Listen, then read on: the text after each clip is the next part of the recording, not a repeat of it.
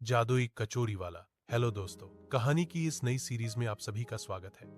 आज की इस कहानी का नाम है जादुई कचौरी वाला। यह एक जादुई स्टोरी है। आज स्वतंत्रता दिवस था। मल्लू मिठाई वाला अपनी दुकान पर जलेबियां छान रहा था। दुकान पर कस्टमर्स की भीड़ लगी हुई थी। सरपंच: मल्लू भाई, जलेबियां कैसे दे रहे हो? मल्लू: है 450 किलो। सरपंच: अरे, अभी अभी तो 100-200 किलो जलेबी दे रहे थे। 1 घंटा में 2 गुना से ज्यादा कैसे दाम बढ़ गया? मल्लू: आप ठीक कह रहे हैं सरपंच जी, लेकिन 1 घंटा पहले एक भी कस्टमर मेरे दुकान पर नहीं थे। अभी भीड़ को देख रहे हैं ना? अभी 500 किलो भी बेचूंगा तो हाथों हाथ बिक जाएगा।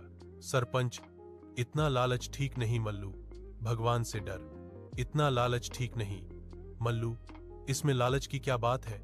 इसे अर्थव्यवस्था कहते हैं। मांग बढ़ेगा तो दाम भी बढ़ेगा। थदो 100 किलो जलेबी लेना है तो कल आकर ले लेना। आज तो यही भाव लगेंगे भैया। लेना है तो बोलो, नहीं तो आगे बढ़ो। सरपंच: लूंगा क्यों नहीं? मंत्री जी अभी आने वाले हैं झंडा फहराने के लिए। ये लो 4,510 किलो जलेबी तौल दो। उधर मल्लू का बेटा मग्गू के स्कूल में मास्टर साहब मग्गू से बोलते हैं: मास्टर, बच्चों, आज हम सभी के लिए बहुत ही महत्वपूर्ण दिवस है। आज ही के दिन हमारा देश अंग्रेजों की गुलामी से आजाद हुआ था। आज हम लोग शपथ लेते हैं कि हर गलत करने वालों का विरोध करेंगे, चाहे वह अपना ही क्यों ना हो। बच्चे: जी सर, हम शपथ लेते हैं कि हम भ्रष्टाचार का विरोध करेंगे, चाहे वो कितना भी अपना क्यों ना हो। मास्टर: शाबाश बच्चों, अब कुछ ही देर में प्रिंसिपल सर झंडा फहराएंगे। मग्गू, तुम 1-2 लड़कों के साथ जाकर अपने दुकान से 10 किलो जलेबी ले आओ। मग्गू 2 लड़कों के साथ जलेबी लाने के लिए अपनी दुकान पर जाता है। मग्गू बहुत ही जिद्दी लड़का था। अगर वो कोई चीज एक बार करने की ठान लेता तो वो करके ही दम लेता। मग्गू: पिताजी, ये लो छड़ 2000, स्कूल के लिए 10 किलो जलेबी दे दो। मल्लू: बेटा, छड़ 2000 नहीं, छड़ 4-500 लगेंगे 10 किलो जलेबी का। मग्गू: अरे पिताजी, हदो 100 प्रति किलो के हिसाब से 10 किलो जलेबी के 2000 हुए ना? मल्लू: लेकिन बेटा, जलेबी के दाम शायद 100 नहीं, यह 450 प्रति किलो हो गया है। मग्गू: लेकिन पिताजी, ये तो गलत है, ये भ्रष्टाचार है और हम भ्रष्टाचार का विरोध करते हैं। हम ऐसी लूट नहीं होने देंगे, वो भी आज के दिन। मल्लू: ज्यादा नेता बनने की कोशिश मत करो। लेना है तो लो, नहीं तो फूटो यहां से। HR 150 प्रति किलो से कम में नहीं जलेबी बेचूंगा। मग्गू: अगर आप सही कीमत पर जलेबी नहीं दे पाए तो हम आंदोलन करेंगे। बोलो दोस्तों, इनकलाब जिंदाबाद। दोस्त: जिंदाबाद जिंदाबाद। मग्गू: तानाशाही नहीं चलेगी। दोस्त: नहीं चलेगी नहीं चलेगी। मग्गू वहीं धरने पर बैठ जाता है। इधर लालची मल्लू कीमत कम करने को तैयार नहीं था और उधर उसका बेटा मग्गू काफी जिद्दी था, इसलिए कोई समझौता नहीं हो पाता और मग्गू अपनी ही दुकान के सामने अपने ही पिताजी के खिलाफ धरने पर बैठ जाता है। जैसे ही मास्टर प्रकाश को ये सारी बातें पता चलती हैं, वो घटनास्थल पर पहुंचते हैं। मास्टर: क्या हुआ मग्गू, तुम यहां जलेबी लेने आए थे? फिर मग्गू: सर, पिताजी ने आज जलेबी का दाम 600 से बढ़ाकर 450 प्रति किलो कर दिया है, इसीलिए हम इस भ्रष्टाचार के खिलाफ धरने पर बैठे हैं। मास्टर: क्यों मल्लू जी, जलेबी के दाम अचानक क्यों बढ़ा दिए? मल्लू: सर, आप तो बच्चों को अर्थशास्त्र पढ़ाते ही होंगे। अर्थशास्त्र हमें बताता है कि किसी भी वस्तु का कीमत उसके मांग पर निर्भर करता है। आज जलेबी का मांग ज्यादा है तो कीमत भी ज्यादा होगी। मास्टर, ऐसा थोड़े है कि मनमाने तरीके से कीमत बढ़ा देंगे। मल्लू: मैं तो अपनी जलेबी की कीमत यही रखूंगा। हाँ, अगर आपको दूसरे जगह से लेना है तो यहां से 17 किलोमीटर दूर जाकर सस्ती जलेबी ला सकते हो। मास्टर: ओहो, यानी इस गांव में एकमात्र हलवाई होने का फायदा आप उठा रहे हो। मास्टर: मग्गू, क्या करोगे? हमें स्वतंत्रता दिवस आज ही मनाना है, इसीलिए 450 के हिसाब से ही 10 किलो जलेबी ले लेते हैं। मग्गू: नहीं सर, आप आज के दिन भ्रष्टाचार को बढ़ावा कैसे दे सकते हैं? मैं भी हलवाई का बेटा हूं, मैं यहीं पर जलेबी छानूंगा और हर एक 150 प्रति किलो जलेबी सभी को दूंगा। 1 घंटे के अंदर मग्गू अपने दोस्तों के साथ मिलकर वहां पर तंबू डालकर मल्लू की दुकान के ठीक सामने हर एक 150 किलो जलेबी छान कर बेचने लगता है। देखते ही देखते मग्गू की दुकान पर भीड़ लग जाती है। मल्लू के सारे कस्टमर्स मग्गू की दुकान पर आ जाते हैं। मल्लू का लगभग 1 क्विंटल छानी हुई जलेबी वैसी ही पड़ी की पड़ी रह जाती है। मल्लू: बबली, बबली, कहां हो? बाहर आओ, देखो अपने लाडले को क्या कर रहा है। बबली: अरे क्या हुआ जी, क्यों आसमान सर पर उठाए हो? अपना मग्गू दुकान खोले हुए है और उसकी दुकान पर भीड़ लगी हुई है, तो आपको क्यों जलन हो रही है? सारी दुनिया चाहती है कि उसका बेटा आगे बढ़े और एक आप हो। मल्लू: सारी दुनिया अपने बेटे को आगे बढ़ते देखना चाहती है, लेकिन यह नहीं कि बाप को पीछे छोड़कर और घाटे में व्यापार चलाकर कोई आगे बढ़े। वह देखो दाम के दाम जलेबियां बेच रहा है, मेरी 1.5 क्विंटल जलेबियां यूं ही बर्बाद चली जाएंगी, उसको कोई फर्क नहीं पड़ता। बबली: अब तुम तो उसे जानते ही हो कि वो कितना जिद्दी है, अगर उसने जिद पकड़ ली तो वो उसे पूरा करके ही रहेगा। और तुम्हें क्या पड़ी थी दोगुने से ज्यादा दाम पर जलेबियों को बेचने की?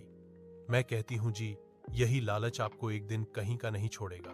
मग्गू: आओ आओ, चाचा आओ, चाची आओ, भैया और भाभी आओ, दाम के दाम जलेबियां खाओ, स्वतंत्रता दिवस धूमधाम से मनाओ। तभी वहां से सरपंच जी के साथ मंत्री जी गुजरते हैं और मग्गू की दुकान पर भीड़ देखकर: मंत्री जी, हुकुमचंद जी, ये आपके गांव में इतनी भीड़ क्यों लगी है?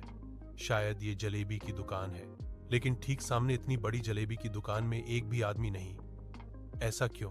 सरपंच: मास्टर जी, मल्लू के दुकान के सामने किसने जलेबी की दुकान खोली है और उनके दुकान पर भीड़ है, इसके दुकान की भीड़ कहां गई? मास्टर: सरपंच जी, मल्लू ने अपने जलेबी का दाम दुगना से भी ज्यादा बढ़ा दिया था, उसी के खिलाफ उसका बेटा मग्गू दाम के दाम जलेबियां बेच रहा है, इसलिए वहां पर सारी भीड़ लगी हुई है। मंत्री जी: वाह, इस युग में इतना अच्छा विचार वाला लड़का। सरपंच जी, मैं उस लड़के से मिलना चाहूंगा। सरपंच: बेटा मग्गू, जरा इधर आना, मंत्री जी तुमसे मिलना चाहते हैं। मग्गू: न। सभी बच्चे: मंत्री जिंदाबाद जिंदाबाद जिंदाबाद, मंत्री जिंदाबाद जिंदाबाद जिंदाबाद। सरपंच: देखो मल्लू, अपने बेटे से कुछ सीखो, किस तरह लोगों की सेवा के लिए तत्पर है, तुम्हें अपने बेटे पर गर्व होना चाहिए। मल्लू: क्या खाक सीखें, इस नालायक ने अपने धंधे में कुछ भी नहीं कमाया और मेरा धंधा भी चौपट कर दिया। 1.5 क्विंटल जलेबियां मेरी बर्बाद हो गई, जितना मैं सुबह से कमाया था सब घाटा में चला गया इस नालायक के चलते। मग्गू: अरे पिताजी, साधारण कमाई से भी काम चल सकता है, अगर आप सही कीमत पर जलेबियां बेचते तो भी बहुत कमाते, क्योंकि गांव में सिर्फ आप ही एक जलेबी बनाने वाले हैं। मल्लू: अच्छा, मंत्री जी ने जरा पीठ क्या थपथ पा दी, तुम तो नेता जैसी बातें करने लगे। अरे बेटा, नमक, तेल, ईंधन, इन सब का जब इंतजाम करना पड़ेगा तो सब अच्छी बातें धरी की धरी रह जाएंगी। बच्चू, कोई दाम नहीं देगा, बाप बड़ा ना भैया, सबसे बड़ा रुपया, समझे? मग्गू: मैं ज्यादा तो नहीं जानता, पर मैंने आज शपथ ली है कि हर बुराई को हम रोकेंगे। अगर आप कल से भी उचित मूल्य पर सामान नहीं बेचते तो मैं खुद उचित मूल्य पर लोगों को खाना उपलब्ध करवाऊंगा। मल्लू: मैं अपने सामान के मूल्य को कम नहीं करने वाला। मग्गू: तो ठीक है पिताजी, मैं भी आपका जिद्दी बेटा हूं, मैं गांव के लोगों को जितनी भी कम हो सके उतने कम रेट पर कचौड़ी बनाकर खिलाऊंगा। दूसरे दिन से मग्गू अपनी कचौड़ी की दुकान मल्लू की दुकान के ठीक सामने लगाने लगता है। कम कीमत पर भरपेट कचौड़ी खिलाने के चलते उसकी दुकान पर लोगों का दिन भर तांता लगा रहता है, जबकि मग्गू के पिताजी मल्लू अपनी दुकान पर बैठे मक्खी मार रहे होते हैं। इस तरह मल्लू धीरे धीरे अपने घर में बैठे बैठे खाते खाते कंगाली के कगार पर पहुंच जाता है। मल्लू, जगिया, इधर सुन, तुम्हें एक काम करना है। जगिया, तुम तो जानते हो मल्लू काका, एक बोतल दारू के बदले जगिया कुछ भी कर सकता है। मल्लू, अरे जगिया, मैं तुम्हें 10 दिन फ्री में दारू का बोतल दिलवा दूंगा, लेकिन यह काम सीक्रेट है, किसी को भी मालूम नहीं चलना चाहिए। जगिया, अरे मल्लू काका, आप काम बोलकर तो देखो, मेरे इस कान से दूसरे कान को खबर भी नहीं होगी। ये जगिया बेवड़ा का वादा है। मल्लू, तो ठीक है, ये लो जमाल घोटा का पुड़िया और मग्गू के कचौड़ी में इसे कैसे डालना है ये तुम जानो। जगिया, आप फिक्र ना करो मल्लू काका, बस मेरे हाथ की सफाई देखते जाओ। दूसरे दिन जगिया सुबह सुबह मग्गू की दुकान पर जाता है। जगिया, मग्गू, मुझे बहुत भूख लगी है, 2 दिन से कुछ खाया नहीं है, मुझे कुछ खाने को दो।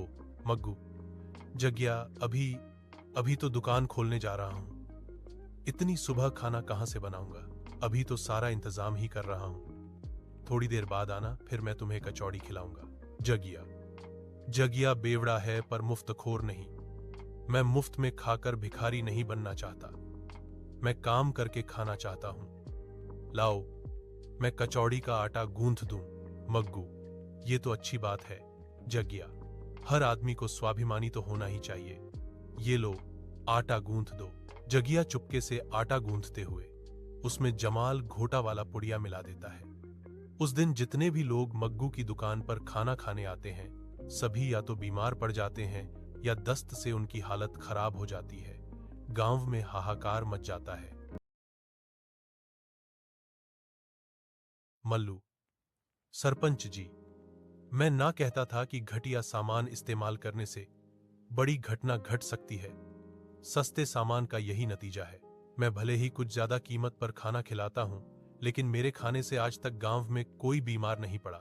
सरपंच, वैसी बात नहीं है मल्लू, मग्गू का दुकान खुले हुए आज 6 महीने हो गए। इन 6 महीनों में ये पहली घटना है। ये तो जांच का विषय है। मैंने पुलिस इंस्पेक्टर धाकड़ सिंह को इसकी जांच के लिए बोल दिया है। तभी इंस्पेक्टर धाकड़ सिंह जगिया को पकड़े हुए वहां पहुंचता है। इंस्पेक्टर, ये रहा सरपंच जी, जिसने मग्गू के कचौड़ी में जमाल घोटा और बीमार होने वाला जहरीला पाउडर मिलाया था। सरपंच, पर इंस्पेक्टर साहब, आपको ये पता कैसे चला कि इसी ने मग्गू के कचौड़ी में जहरीला पदार्थ मिलाया है? इंस्पेक्टर, दारू का ज्यादा सेवन कर लेने के कारण ये थाने के पास गिरा हुआ बड़बड़ा रहा था। इसके पास दारू की 10 बोतलें थीं। पूछताछ में इसने बताया कि मल्लू ने उसे ये दारू उपलब्ध करवाए हैं। उसके बदले में इसने मग्गू के कचौड़ी में कुछ पाउडर मिलाया था।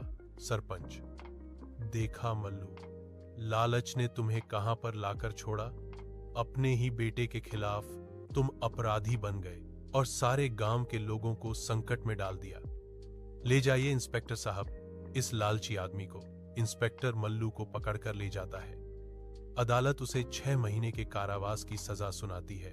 इधर मग्गू धीरे धीरे अपने दोस्तों की मदद से कई शहरों में सस्ती कचौड़ी की दुकान खोल लेता है। उसकी जिद थी कि हर आदमी को उचित कीमत पर खाना उपलब्ध करवाए।